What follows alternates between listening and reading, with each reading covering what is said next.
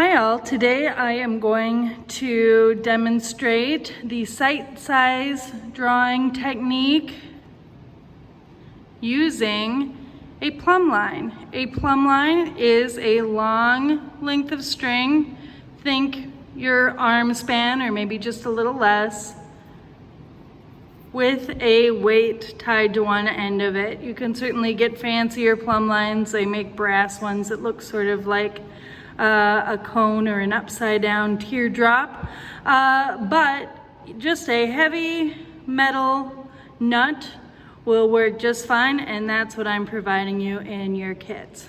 All right, with this tool, it allows us to sight measurements out in space, sort of grabbing them with our fingers, and then we are able to pull that measurement from space back to our drawing at the exact height and position that we perceive and see it in our world. And it can just be a really efficient way to start an observational drawing and make sure that what you're drawing coincides with what you see. So, all right, we're gonna go ahead and get started. Now, before we actually start drawing, there are a few steps that we have to do just to make sure that we've set up our easel and our drawing board in a position that's gonna allow us to sight size effectively, all right? I have an illustration of this in the page that this video is in, so look there, it'll be more clear. But the first thing you wanna do is make sure that your easel brace is perpendicular to the floor, so 90 degree up, not with any angle pushing it back or pushing it overly towards you. If the easel is in this position, it allows that brace of the easel and your drawing board that sits on it to be parallel to your body. So it's sort of mimicking your body position, which will allow you to make measurements from space to your drawing without having to do a lot of leaning forward or leaning back, which will end up skewing your measurements, all right?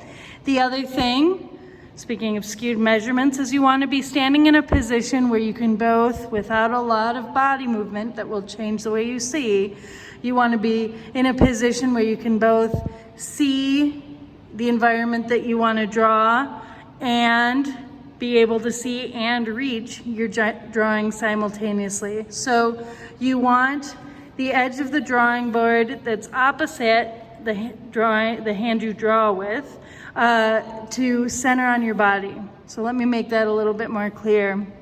I'm a lefty, all right? So I want my left hand to be able to reach my drawing at all times. So if I take my piece of paper, push it right up to the edge of the drawing board so that there's no space between that paper edge and the drawing board edge. That allows me to immediately see the world that I'm observing beyond it, all right? The other thing I wanna do is that right edge of the drawing board, I want to sit in the center, vertical center of my body so that I am able to simultaneously see my drawing and the world I'm observing without having to turn back and forth, all right? Last thing is we wanna make sure that when we're observing, we're doing so from a position where we can both measure with our elbows locked. That locked elbow helps you make sure that you are measuring from the same position every time.